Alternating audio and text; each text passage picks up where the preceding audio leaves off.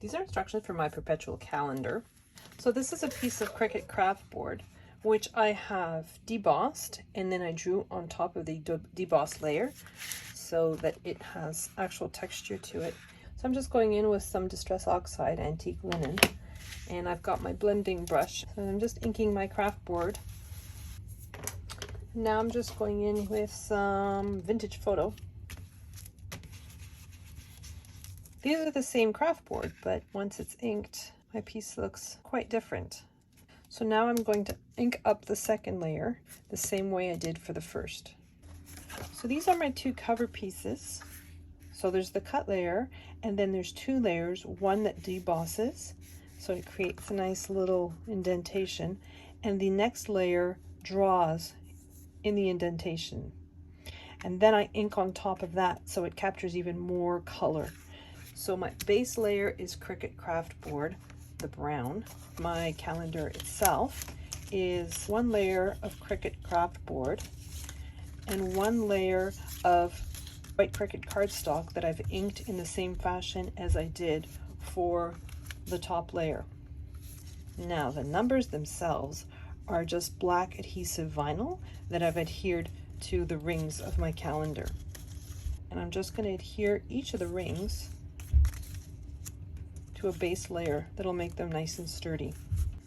So these are my base rings, and these are going to be basically like little tracks or guidelines for my circles to turn inside of. Now what I need to make sure is that none of these edges poke over the edge, and I want to make sure that they're measured out properly, and the best way to do that is to actually grab my other layers and insert them the way they will be in the final calendar.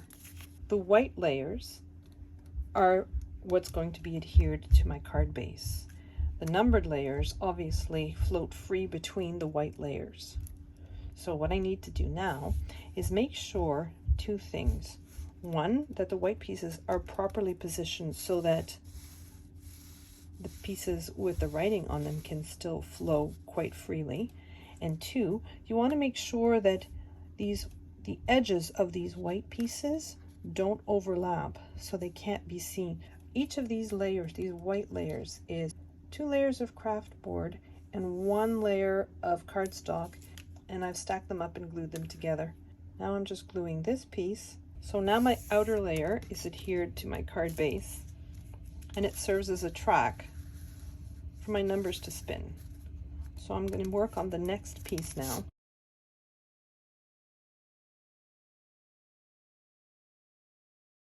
You want to use your pieces with the numbers on them as your guide to measure placement of your white pieces. So now I'm going to do the third piece.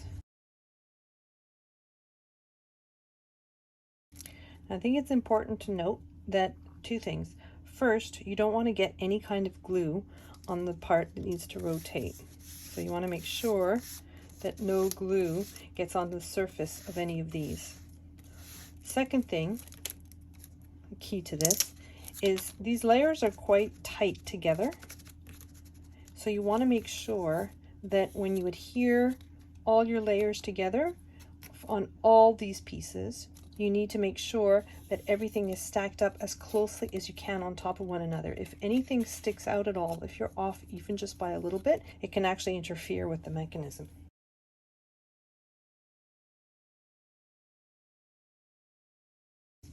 So it all moves nicely. I'm just making sure that it all moves nicely. We're just putting glue in the center of these, the center of the white pieces only. So I just want them in a single bead of glue because I don't want the glue to interfere with the mechanism and immobilize my calendar pieces.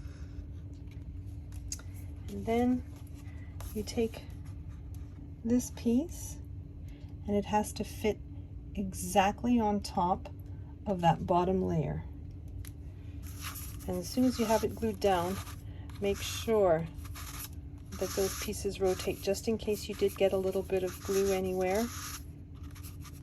And then I have my upper piece. I could just glue this piece down on top, but I think what I'm going to do is add some dimension to it, and I'm going to put foam tape just on the back of this piece so that it elevates it slightly. I've put foam tape on the underside of my moon, and I want to put little frames to highlight those dates. So I have the 3 pieces, and then I cut it twice, only so that I could use this piece to put on top of that, like so. And so here we have it. Now I decided to make an easel for my calendar. You have 2 score lines that run down the center. You want to fold down on those score lines. And then you have this semicircle that has little slits in the side. And what you're going to do is just push down on the semicircle, making sure that those slits go on either side of that portion that you folded down.